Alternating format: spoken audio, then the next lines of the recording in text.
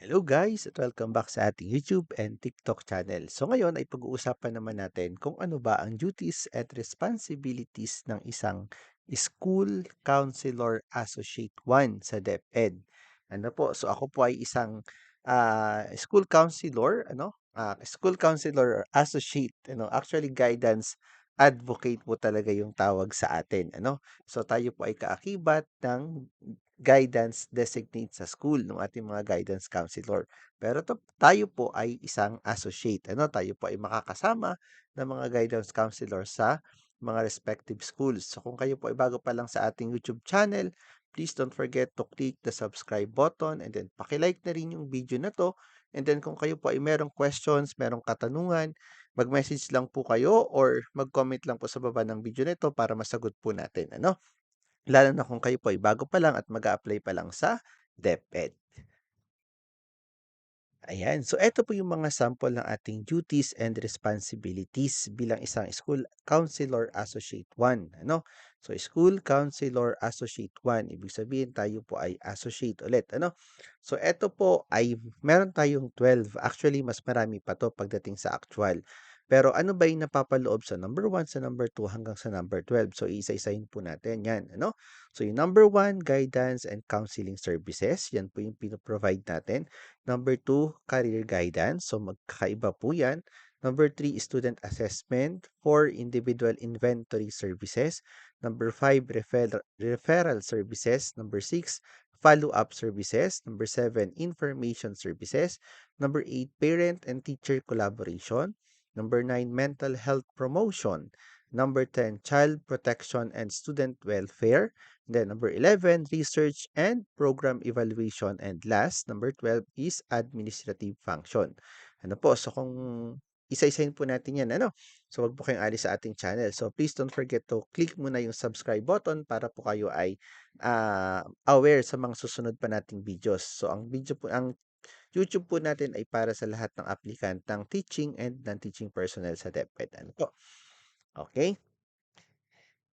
Ayan. So, bago po natin umpisahan, so i-promote ko muna itong ating Atomic Card. Ito po ay libre lang. Isa po siyang credit card na kung saan magagamit niyo po siya kahit saan, even sa abroad, sa shopping sa SM, sa Pure Gold, pang grocery, pang bayad ng tuition fees, electricities, and so on. So, ito po ay no annual fee forever, zero interest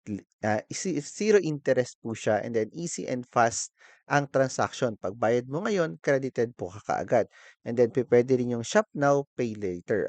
So ang gagawin niyo lang po ay i-click or fill upan yung link sa baba. Don't worry, legit po itong channel natin. Check niyo po yung ating mga subscribers kung gaano karami and then check niyo rin po yung link or check niyo din po yung Atomic Card kung ano po yung do's and don'ts.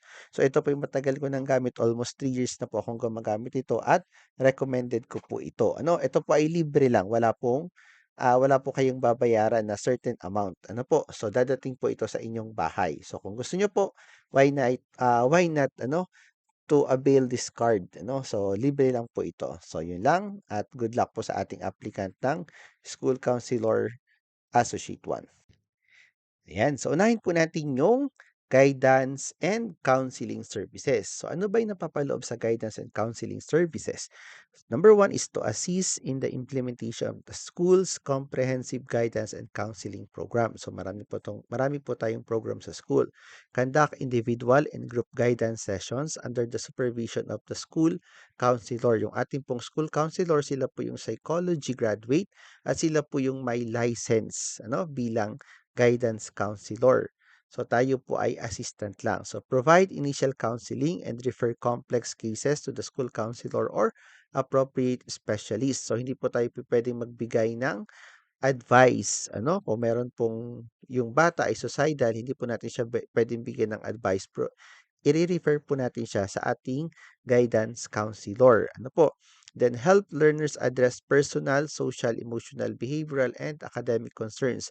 Ayan, so may mga times na pipwede tayong mag-accommodate ng mga concerns pero pagdating po sa suggestion sa advice, ang makakapagbigay lang po ng tamang advice ay ang ating mga guidance counselor. So provided kung kayo po ay fully trained na ng ano, ng inyong guidance counselor sa school at saka kung yung, problem ay hindi naman gano'n ka-complicated ano. So, pumasok everyday, yung mga gano'n lang, simple lang po 'yun ano. So, that is number one, part po 'yan ng guidance and counseling services.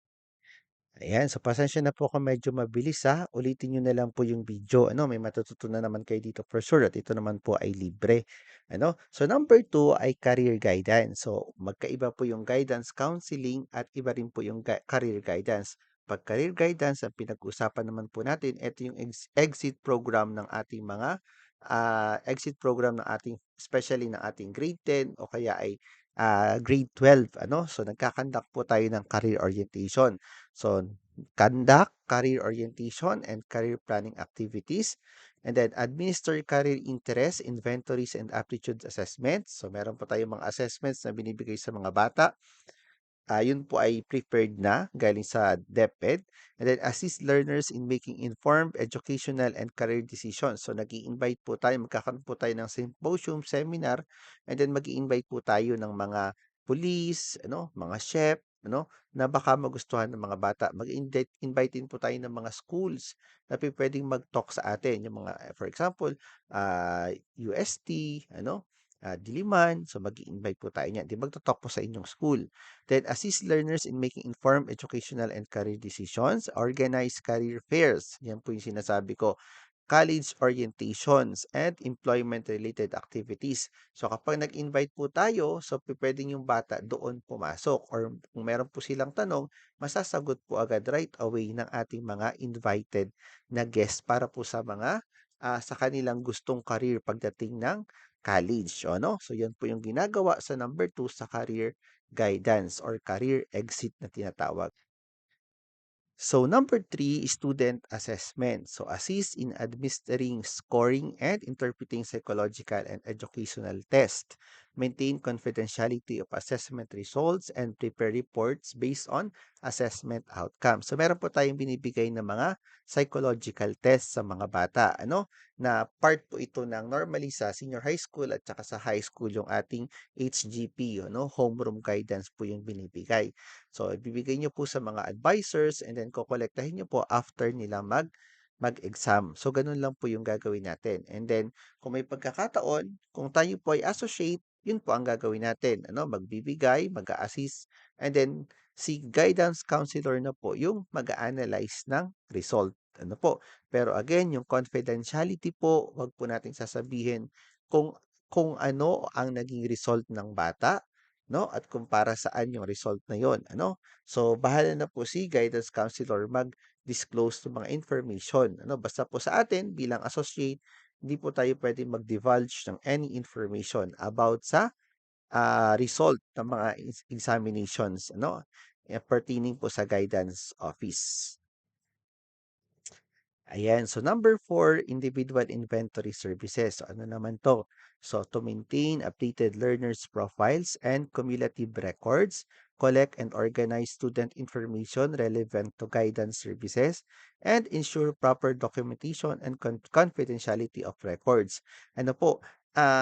Normally kasi, sa senior high school especially, ano, may mga bata na lalapit o kaya yung bata lalapit sa teacher, si teacher ang magpaparating ng problem ng bata sa guidance office. So, ang gagawin lang po natin is to collect and then organize and then magse po tayo ng meeting with the parents, ano, normally with the parents.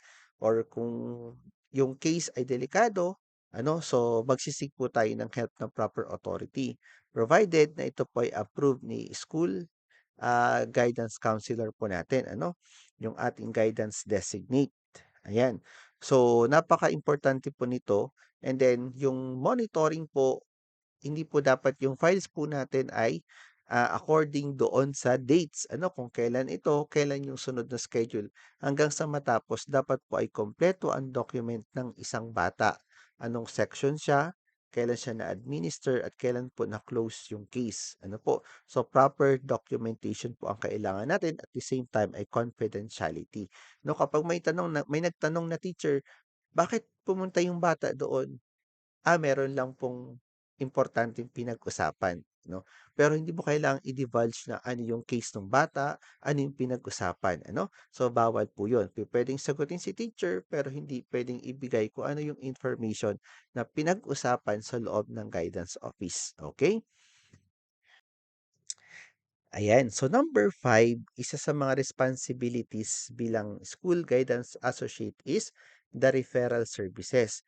So identify learners who require specialized interventions, coordinate referrals with psychologists, social workers, health professionals, or other agencies, and monitor referred learners and document progress. So for example, meron isang bata sa school namin na medyo nawala siya sa Katinuan, ano. Pero hindi mo pupuwedeng sabihin na nawala siya sa Katinuan provided na ito ay talagang, na-test or napatunayan ng mga, professionals. So, ang gagawin po natin kapag ganito, so ang ginawa po namin nung napansin na yung bata ay nagsasalita na ng kanya, wala siyang kausap, nagsasalita ng kanya, tatawagin si parents and then kakausapin si parents na kung pupuwede ay ire-refer natin siya sa municipal health, dun sa mga professionals kung gusto nilang maagapan yung kanilang anak or sitwasyon ng kanilang anak. Pero kung si parent po ay hindi pumayag, hayaan po natin kasi decision po ng parent yun.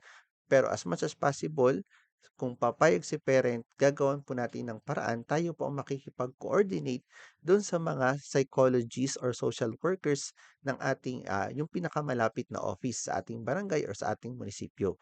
So, gano'n po yung gagawin natin. So, referral services po ang tawag doon. Sa gano'ng paraan, tayo po ay makakatulong sa mga bata at sa mga parents, na ma-solve or mabigyan ng solusyon yung kanilang, pinagdadaanan. Ano po? So that is referral services. Ayan. So next step po ay yung number 6 natin na responsibility ay yung follow-up services. So you have to monitor students who have received counseling or intervention. Paminsan-minsan kukumustahin niyo po yung bata, kukumustahin niyo po yung advisor, kukumustahin niyo po yung parent, ano? So kami, minsan dinadalaw po namin sa bahay yung bata, no? Kinukumusta namin kung ano yung lagay ng bata or ano yung kanyang situation. Nag-improve ba, lumala ba, ano po. Then coordinate with teachers and parents regarding the learner's progress and evaluate the effectiveness of the intervention. So kung yung bata ay napabuti, so meaning to say, okay yung ating intervention at wag niyo pong titigilan hanggat hindi nagiging okay yung bata. Ano? So unang-una tayo yung dapat hindi sumuko 'no, bilang isang guidance counselor at bilang isang guidance associate 'no. Okay, so that is follow-up services. So next is information services. So disseminate information on scholarships, college admissions, employment opportunities, and educational programs. Ayan, so unang-una dapat po aware tayo, ano ba yung mga scholarship na ino-offer ng ating government, no, local government na mga colleges na pupuwede nating ibigay sa mga bata, ano. So, tayo po yung makikipag-coordinate ng gano'n. So, develop guidance materials such as brochure, newsletters, and information bulletins. So, magagawa po tayo ng mga flyers sa school kung merong time or kung puwede naman po tayong mahingan ng mga offices, then di-disseminate po natin sa school. Conduct seminars on mental health. So, madalas po 'yan, i-schedule po natin kailan ang mental health, life skills, anti-bullying, child protection policy, and other relevant topics na nilalabas ni DepEd. So, lalo sa panahon ngayon, rampant ang bullying. So, kailangan po nating maagapan yan at makapag-provide po tayo ng mga seminars and trainings para po sa ating mga bata as well sa mga parents at sa mga teachers. No? Pati po teachers, tayo din po ang magbibigay ng magkakandak ng seminars para sa kanila, no? Sa stress management naman po 'yon, ayan. Ayan, so katulad na nabanggit ko kanina, isa ito sa mga duties and responsibilities yung parent and teacher collaboration. Actually, ito yung PTC, no? Parent and teacher collaboration. So, coordinate with parents regarding learners' development and welfare, assist teachers in managing learner behavior and classroom concerns, and then participate in parent conference and school meetings. So kapag nag-seminar tayo sa mga bata, isi-seminar din po natin yung parents, isi-seminar din po natin yung mga teachers. So lahat po ng ating stakeholders So, tayo po ang gagawa niyan, ano. So, madali lang naman po 'yan. So, meron tayong mga files na puwede niyong gamitin kung kayo po ay na-hired na. Meron din po tayong mga files kung gusto niyong mag-a-apply pa lang. So, meron po tayong mga sample files na puwede niyong gamitin sa pag-a-apply. So, fill-up-an niyo lang po yung link sa baba ng video, ano. And then kung mag-a-apply po kayo sa DepEd, i-check niyo po yung website ng inyong division office kung kailan po ang hiring. Pero this week, ano, until this month, August, ayan, 2026, hiring po lahat 'yan, ano, buong Pilipinas po 'yan. Hiring ng, School Counselor Associate 1. So, ano pang inaantay niyo, mag-apply po tayo lahat, ano. Yung mga hindi po nakapasa bilang AO, hindi po nakapasa bilang PDO and, administrative assistant, so puwede rin po kayong mag-apply dito, 'no. Kailangan niyo lang po ma-check yung duties and responsibilities kung kaya niyo po. Kapag kaya niyo po, why not, apply po tayo, ano. Kasi meron naman po yang trainings and seminars na ibibigay na sa katulad namin, hindi naman po ako guidance associate, pero umattend po ako ng training, pinadala ako ng school, and then bibigyan po kayo ng certification bilang isang, school guidance associate, ano. So, ang tawag po sa sa'tin ay guidance advocate. Ayan, ang number 9 po yung mental health promotion. So, madali lang po ito, magkakandak lang po tayo ng activities to promote emotional wellness and resilience sa mga teachers, sa mga parents, at saka sa mga students. So, organize stress management para sa teacher, yung suicide prevention awareness para sa mga bata, and psychological support activities para sa mga parents at sa bata. So, support school-wide mental health initiatives. So, tayo po yung magpo-promote niyan, ano po, tayo po yung magkakanak. So, kasi sometimes hindi lang naman si bata yung nagbe-breakdown, even sa teacher nagbe-breakdown. So, papakiramdaman po natin sino yung mga teacher na merong problema, bakit kaya siya absent ng absent, ano? So, ibig sabihin there is something wrong sa kanya, ano? Baka nagbe-breakdown na siya, hindi pa natin alam. So, tayo po yung una, ano? Tayo po yung first na response team para sa ating mga kaguruan, no, bilang isang guidance associate and guidance counselor. Minsan yung guidance counselor busy-busy, ano? So, tayo pong guidance associate, tayo po yung, kanilang support. So, kailangan po yung time natin ay talagang naka-support sa kanila, ano po. Ayan. So, another thing yung child protection and student welfare, yung child protection policy, ano, na bawal paluin ni teacher, bawal pagalitan. So, magkakandak po tayo ng seminar na kung saan i-explain po natin sa mga bata kung anong ibig sabihin ng child protection policies.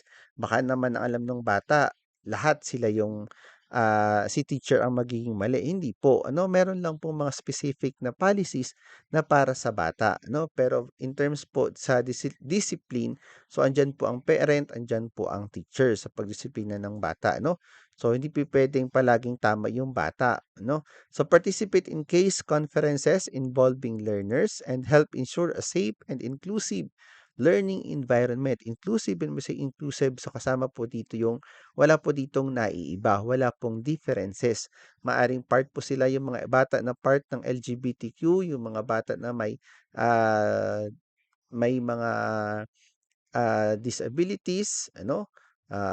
So, sa school po wala pong gano'n, lahat po ay fair, pantay-pantay po ang treatment sa lahat, ano. Iwasan po ang bullying, so that is under child protection and student welfare. Ayan. So, number 11 yung research and program evaluation. So, madali lang din po ito. So, collect data for guidance program and monitoring and evaluation. I-monitor nyo lang po ilan yung bata na pumunta sa guidance, ano yung mga concerns. So, pag samasamahin nyo lang po yun. Then, i-monitor nyo and then evaluation nyo ilan yung na-resolve, ilan yung continuous pa, no? Prepare accomplishment reports and statistical reports. So, anong grade, ano? Ilang parents, ano yung mga normal na kaso sa school. And then recommend improvements to guidance services. O ano yung mga possible na solution? Ano yung mga solution na ginawa nyo na effective ba? Ano? So, gagawa nyo po siya ng report. So, actually ngayon madali nang gumawa ng report. Ano? Basta meron ka po or documented yung inyong mga services. Ano? Kung may batang pumunta, anong nangyari, kailan na resolve. So, okay na ba? So, ganun lang po, madali lang po ito, ano? And then kapag na-prepare niyo na po yung accomplishment report, so yun na po yung tinatawag natin na research and program evaluation. Ano po?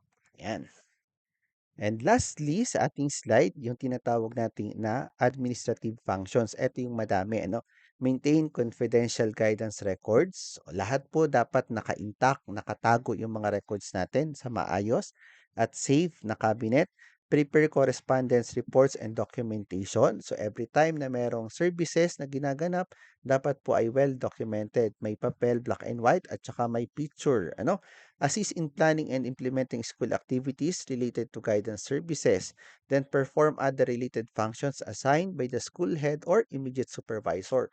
So kapag kayo po ay nasa guidance, pwede rin po kayo maging prefect of discipline at saka pwede rin po kayong maging part ng grievance committee. Ano po? So basta po lahat ng information ay confidential po, ano? Hindi po natin pwedeng sabihin. So kung kayo pa ay mga merong concerns, may katanungan, mag-email lang po sa atin or mag-chat sa ating message box nitong YouTube channel natin, ano? Yan, para po kung sakali matulungan namin kayo sa inyong pag-a-apply sa DepEd. Ayan, thank you for listening. I'm your Mr. Secretariat, guidance associate, ano, guidance advocate of our school, ano. So hopefully don't forget to subscribe our YouTube channel, like and share our video, ano, for more informative videos, especially kung kayo po ay nag-a-apply pa lang sa DepEd. So good luck and welcome sa DepEd po.